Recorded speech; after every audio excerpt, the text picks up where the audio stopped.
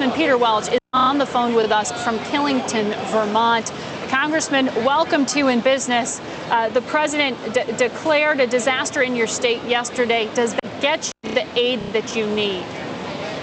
Yes, it's a good start, and I'll tell you, we really do need the aid. I am, and it's part of our ski area, and tremendously important to the economy here in Vermont. And the major east-west road, a 3-lane highway with down lanes on the sides, in parts is just totally wiped out. They're out there working, getting it put back together, but I came up to Killington, and you have to have a special permission and get a police escort. When I was looking at a line on the road, I thought it was a center line. There was no highway to the left of it. It turned out it was the breakdown lane on the right side. There was no highway at all. So this is really, really a staggering event. Now, the good news, the construction crews are out there, and they're making progress rerouting the river. We've got heavy equipment in all the places where the highway's been demolished. And the goal is to have this highway back in business by foliage season. That's about 3 weeks away. So we want to be open for business for foliage and definitely open for business for the ski season. That's critical to get the cash flow in these companies going again. Right. I mean, 12% of jobs in your state rely on those tourism dollars.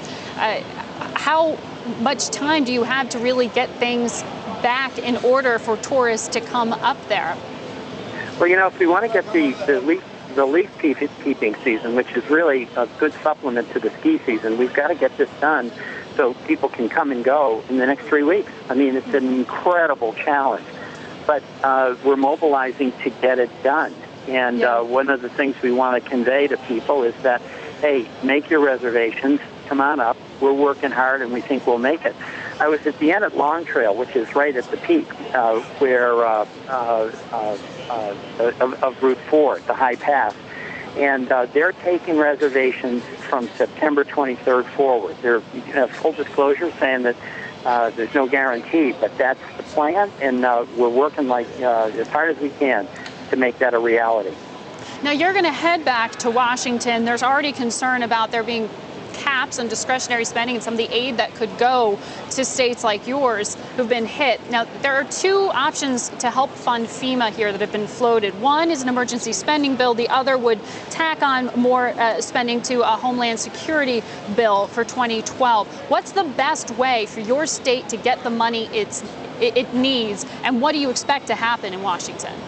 Well, the main thing is that there has to be a willingness on the part of all of Congress to fund FEMA, whichever way it decides, to make certain that folks in Vermont and along the eastern seaboard who've been hammered by this act of God get the help they need to get back on their feet. You know, Vermonters have traditionally been very generous with their taxes going to Hurricane Katrina victims, to Iowa, to Joplin, Missouri, and this is a big event for us, the worst catastrophe weather-wise we've had since 1927. So we're going to need some help from the federal government. The one concern I'd have is if there's this discussion about injecting offsets into the debate. And you've got some members of Congress who want to see an act of God as an opportunity to leverage their ideological point of view on the budget. That's really just a terrible thing to inflict on all of the folks who need FEMA assistance now. I'm going to be working to 60 members of Congress whose districts have been impacted by Irene. I want to work with them, Republicans and Democrats, by the way, to make certain that we get the money and resources to our local community so they can get the job done. Yeah, no, FEMA's already made clear there's some constraints on what they have left to help out. I'll see what happens next week as Congress reconvenes. Thank you so much, Congress. Good luck to you, to your constituents up there in Vermont as they try to rebuild. We'll be back in a moment.